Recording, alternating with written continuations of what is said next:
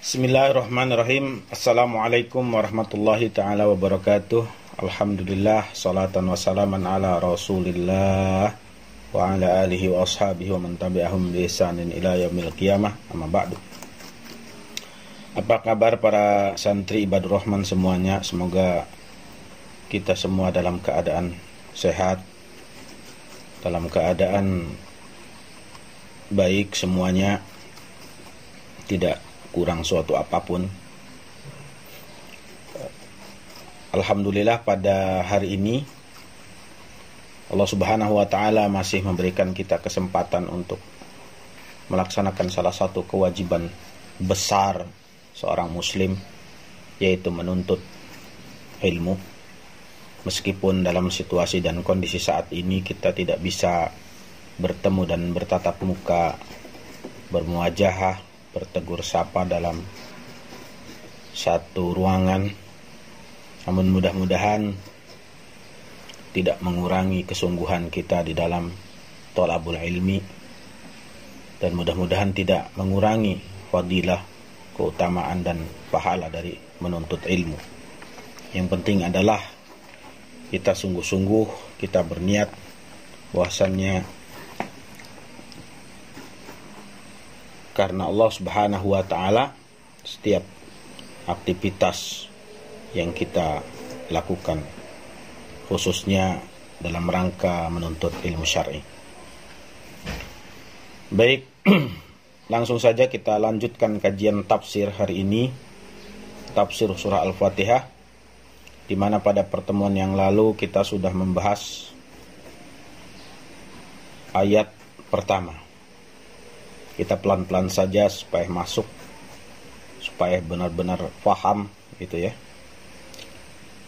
Jadi kita sekarang akan melanjutkan ke ayat yang kedua dan yang ketiga. Baik, ayat yang kedua, Alhamdulillahirabbil alamin. Kalau biasa kita artikan adalah segala puji bagi Allah, Tuhan semesta alam. Kita masuk ke dalam tafsirnya. Alhamdulillah, alhamdu. Apa itu alhamdu? Kata mufassir, huwa athana'u bil lisani 'alal jamilil ikhtiyari.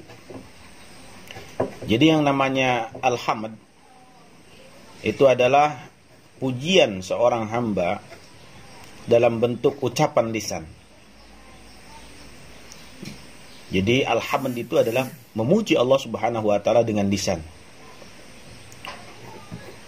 Walhamdu yakunu bil lisani faqat. Ya, dilanjutkan oleh mufassir ini bahwasanya alhamd itu merupakan pujian yang hanya diucapkan dengan lisan, seperti subhanallah, alhamdulillah, la ilaha illallah, Allahu akbar, dan lain sebagainya. Dari puji-pujian yang banyak sekali.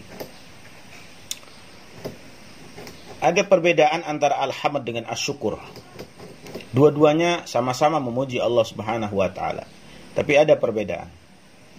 Kata mufassir, dijelaskan amma syukru fayakunu bil lisani wal qalbi wal a'dha. Syukur itu adalah ungkapan pujian seorang hamba yang diucapkan dengan lisan, diyakinkan, diingatkan, ditafakuri dengan hati, wal a'dha'i, dan dilaksanakan dengan anggota badan dalam bentuk amal soleh yang kita lakukan sebagai realisasi dari rasa syukur kita kepada Allah Subhanahu wa ta'ala. Jadi perbedaan antara alhamd dengan asyukur, ya, dua-duanya ini sama-sama pujian, tetapi bedanya kalau alhamd itu adalah pujian yang diucapkan dengan lisan saja. Tapi kalau syukur adalah pujian kepada Allah Subhanahu wa ta'ala yang diucapkan dengan lisan, ya. Juga ada perbuatan hati di sana, yaitu dalam bentuk tafakur, mengingat, ya. Dan juga mengamalkan, ya, syariat-syariat Allah Subhanahu wa ta'ala dengan anggota badan kita. Jadi kalau alhamd itu dengan lisan saja, kalau syukur itu dengan lisan, dengan hati, dan dengan seluruh anggota badan kita. Itu perbedaan antara alhamd dan asyukur yang pertama. Perbedaan yang kedua antara alhamd dengan asyukur dijelaskan oleh mufassir, wa yakunu syukru muqabila nikmatin. Syukur itu ketika mendapatkan nikmat. Ya. Jadi syukur itu dilakukan oleh seorang hamba ketika ia mendapatkan nikmat. Amal hamdu, adapun alhamd, fayakunu likamalil mahmud. Itu adalah sebagai bentuk kesempurnaan yang dipuji, yaitu Allah Subhanahu wa taala, walau fi ghairi muqabalati nikmatin, walaupun tidak mendapatkan nikmat. Nah, jadi ini perbedaan yang kedua. Perbedaan yang kedua antara alhamd dengan asyukur. Jadi kalau alhamd itu adalah pujian yang dilakukan oleh seorang hamba, ya, tanpa harus mendapatkan nikmat terlebih dahulu.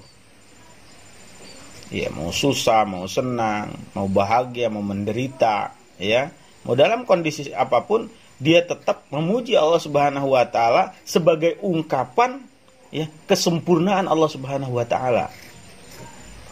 Tapi kalau asyukur, ya, itu pujian yang kita ungkapkan kepada Allah Subhanahu wa taala karena adanya nikmat yang diberikan oleh Allah Subhanahu wa taala. Contohnya begini. Ketika kita mendapatkan nikmat dari Allah Subhanahu wa taala berupa kesehatan, berupa rezeki yang lapang, maka kita mengucapkan pujian kepada Allah. Ya, alhamdulillah, Allahu akbar, subhanallah. Lalu dalam hati kita merenungi, mentafakuri, ya, berterima kasih dengan hati kita atas rezeki, atas kelapangan, atas kesehatan yang Allah Subhanahu wa taala berikan kepada kita. Lalu kita melakukan amal ibadah, amal soleh dengan anggota badan kita, ya, sebagai realisasi atau bentuk syukur kita atas nikmat tersebut yang Allah Subhanahu wa taala berikan kepada kita. Itu syukur. Tapi kalau alhamd, ya, alhamd itu pujian yang kita ungkapkan kepada Allah Subhanahu wa taala dalam kondisi apapun kita. Ya. Ketika kita sakit, ketika kita ditimpa musibah, itu tetap pujian hanya kita berikan kepada Allah Subhanahu wa taala, maka itu adalah alhamd. Itulah perbedaan, ya, antara alhamd dengan asyukur. Jadi kalau alhamd itu pujian yang kita ungkapkan tanpa harus kita menunggu nikmat dari Allah Subhanahu wa taala, karena memang ini sebagai ungkapan atas keyakinan kita bahwasannya Allah Subhanahu wa taala itu layak mendapatkan pujian, ya, tanpa harus kita mendapatkan nikmat terlebih dahulu. Tapi kalau syukur, ketika ada nikmat baru kita memuji Allah Subhanahu wa taala. Ya. Itu perbedaan antara alhamd dengan asyukur. Wallahu taala lahul hamdu wasyukur. Dan Allah Subhanahu wa taala baginya segala puji dan segala syukur. Gitu ya. Lanjut, Rabbil alamin. Ar-Rabb, ya, banyak sekali di dalam Al-Quran yang menggunakan kata-kata Ar-Rabb. Apa sih artinya Ar-Rabb? Ar-Rabb, kata mufassir, ismun min asma'illahi ta'ala, merupakan nama dari nama-nama Allah Subhanahu wa ta'ala. Ya, sebagaimana kita ketahui nama-nama Allah Subhanahu wa ta'ala itu banyak sekali. Ya, yang kita sebut 99, ya. Itu yang kita ketahui, yang tertulis di dalam Quran dan hadis. Sementara ada nama-nama Allah Subhanahu wa taala yang tidak disebutkan dalam Al-Quran dan hadis. Sebagaimana yang telah disampaikan pada pertemuan yang lalu, bahwasanya Rasulullah SAW pernah berdoa, ya, dengan nama-nama Allah ini, yang menunjukkan bahwa nama-nama Allah ini banyak, bukan hanya di dalam bukan hanya 99. Rasulullah bersabda, Allahumma inni as'aluka bikulli ismin huwa laka sammaita bihi nafsak au 'allamtahu ahadan min khalqik au anzaltahu fi kitabik au ista'tharta bihi fi ilmil ghaibi indak. Di sini Rasulullah SAW menjelaskan, berdoa kepada Allah, ya Allah, sungguhnya aku memohon kepadamu dengan setiap nama yang engkau namai dirimu dengannya. Ada berapa? Ada 3. Ya. Yang pertama ada nama-nama Allah Subhanahu wa taala yang Allah ajarkan kepada makhluk-makhluk tertentu saja. Mungkin malaikat, mungkin para nabi, ya. Jadi kita nggak tahu. Ini yang pertama. Yang kedua, ada nama-nama Allah Subhanahu wa taala yang Allah turunkan dalam kitabnya, dalam Al-Qur'an, dalam Al-Hadis, ya. Ini yang kedua. Yang jumlahnya itu ada 99 itu. Nah, ada juga nama-nama Allah Subhanahu wa taala yang ketiga, jenis ketiga, ada nama-nama Allah Subhanahu wa taala yang istithar, yang Allah Subhanahu wa taala rahasiakan di dalam ilmu ghaib, ya, di sisi Allah Subhanahu wa taala yang tidak kita ketahui jumlahnya. Ya, jadi banyak sekali sebetulnya nama-nama Allah Subhanahu wa taala, tidak terbatas hanya 99. Kita mengenal 99 karena itulah yang diturunkan dalam Alkitab, ya, baik Quran maupun hadis. Tetapi kita nggak tahu, ya, nama-nama Allah Subhanahu wa taala yang lainnya yang Allah Subhanahu wa taala hanya ajarkan kepada makhluk-makhluk pilihannya, dan nama-nama Allah Subhanahu wa taala yang kata Rasulullah SAW disimpan oleh Allah Subhanahu wa taala dalam ilmu gaib di sisinya. Ya. Kita lanjutkan. Rabb ini adalah satu kata, ya, yang dia tidak berdiri sendiri. Ya, dia biasanya dimudhafkan dengan kata yang lain. Maka dalam bahasa Arab kita sebut dengan mudhafun ilaih. Ya. Mudhaf ilaih itu 2 kata memiliki satu arti. Contohnya apa? Kepala sekolah, ya, rumah sakit. Nah, apalagi sepeda motor dan lain sebagainya. Jadi 2 kata memiliki satu arti. Ya. Dan Rabb ini, ya, itu biasanya disandingkan dengan kata lain. Seperti ucapan kalau kamu mengatakan di sini kata mufassir ka qaulika hadzal rajul rabbul manzil. Di sini rabbul manzil, ya. Artinya kalau rabbul manzil adalah pemilik rumah. Wa rabbul malik, tuannya raja. Wa rabbus sayyid, dan tuannya sayyid. Wa rabbul muslih wal mudabbir. Wa rabbul ma'bud, dan tuannya yang disembah. Kata-kata Rabb, ya, bisa berarti makhluk, ya, bisa berarti khalik, ya, bisa berarti manusia, bisa berarti Tuhan, tergantung dia disandingkan dengan kata apa. Kalau disandingkan dengan kata seperti Rabbul Manzil, maka itu manusia, pemilik rumah. Rabbus Sayyarah, pemilik mobil, ya. Rabbul Ibil, pemilik unta, dan lain sebagainya. Tapi kalau disandingkan dengan kata-kata seperti alamin, jadi Rabbul Alamin, maka yang dimaksud di sini adalah Allah Subhanahu wa taala. Dalam kitab akidah yang dikarang oleh Syekh Shalih Fauzan, bahwasanya Rabb ini memiliki makna al-Malik, ya, yang memiliki, al-Mudabbir, yang memelihara, ya, yang merajai, ya, itu makna daripada Ar-Rabb. Rabbul Alamin. Tadi Rabb sudah, sekarang Alamin. Apa itu Alamin? Kata mufassir, ya, Alamin atau Alamun itu jam'ul alam, jamak daripada alam. Mufradnya alam, mutsana'nya alamani, jamaknya alamuna, atau kalau majrur alamina. Apa itu alam? Wa huwa kullu mawjudin siwallahi ta'ala, adalah segala sesuatu selain daripada Allah Subhanahu wa taala, itu adalah alam. Ya. Wal alam ibaratun amman yaqil.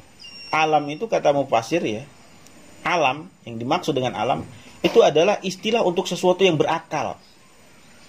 Untuk sesuatu yang berakal. Jadi kalau pohon, kalau batu-batu tidak termasuk dengan alam. Alam di sini maksudnya adalah sesuatu yang berakal. Wa huwa arba'u umamin, ada 4 jenis, ya. Di antaranya adalah al-insu, manusia, wal jinnu, jin, wal malaikatu, malaikat, wasyayatin, dan syaitan. Itu adalah 4 jenis selain Allah Subhanahu wa taala yang disebutkan oleh mufassir ini merupakan alam. Ya. Sesuatu selain Allah Subhanahu wa taala yang ada di muka bumi ini. Jadi Rabbul Alamin artinya adalah pemilik manusia, jin, malaikat, dan syaitan. Raja, manusia, jin, malaikat, dan syaitan. Pemelihara manusia, jin, malaikat, dan syaitan. Itulah makna daripada Rabbul Alamin. Oke, kita lanjut ayat yang kedua. Ar-Rahmanir Rahim, yang maha pengasih lagi maha penyayang. Ya. Ar-Rahmanir Rahim ini 2 kata yang artinya sama ini. Karena diambil dari kata Ar-Rahmah. Ar-Rahmah itu artinya adalah kasih sayang. Ya. Apa bedanya antara Ar-Rahman Ar-Rahim? Bedanya adalah kalau Ar-Rahman itu sifatnya lebih tinggi daripada Ar-Rahim. Asyaddu mubalaghah, lebih, kasih sayangnya lebih. Ya. Dua-duanya artinya kasih sayang, tetapi perbedaannya kalau Ar-Rahman itu kasih sayangnya lebih daripada Ar-Rahim. Maka sering diartikan Ar-Rahman itu maha pengasih di dunia. Ya. Kenapa? Karena memang Ar-Rahman ini berlaku, kasih sayang Allah Subhanahu wa taala di dunia ini sangat besar. Ya, tidak terbatas. Allah Subhanahu wa taala tidak membatasi kasih sayangnya, ya, kepada semua makhluknya. Baik yang mukmin, yang kafir, yang ahli ibadah, yang ahli maksiat, ya, yang baik, yang buruk, tukang togel, pencuri, pemabuk, pezina, semua Allah Subhanahu wa taala berikan nikmat. Semua Allah Subhanahu wa taala berikan kebutuhannya, cukupin, ya. Itu Ar-Rahman. Kasih sayangnya tak terbatas. Ya. Sedangkan Ar-Rahim itu kasih sayangnya terbatas kepada hanya orang-orang yang beriman saja, dan ini nanti akan berlaku di akhirat nanti. Jadi orang-orang yang beriman di akhirat nanti mendapatkan kasih sayang Allah Subhanahu wa taala. Sementara orang-orang kafir, orang-orang munafik, orang-orang fasik, ya, itu akan mendapatkan laknat dan azab dari Allah Subhanahu wa taala. Itulah arti daripada Ar-Rahman Ar-Rahim. Sekali lagi, Ar-Rahman Ar-Rahim adalah 2 sifat Allah Subhanahu wa taala yang memiliki satu arti, ya, yaitu kasih sayang, karena diambil dari kata Ar-Rahmah. Namun perbedaannya, kalau Ar-Rahman itu lebih besar kasih sayangnya daripada Ar-Rahim. Baik, mungkin itu saja pembahasan kita pada hari ini. Kita lanjutkan nanti dengan pertanyaan, soal-soal yang berbentuk tulisan. Barakallahu fikum, subhanakallahumma bihamdika, asyhadu an la ilaha illa anta, astaghfiruka wa atubu ilaik. Wassalamualaikum warahmatullahi wabarakatuh.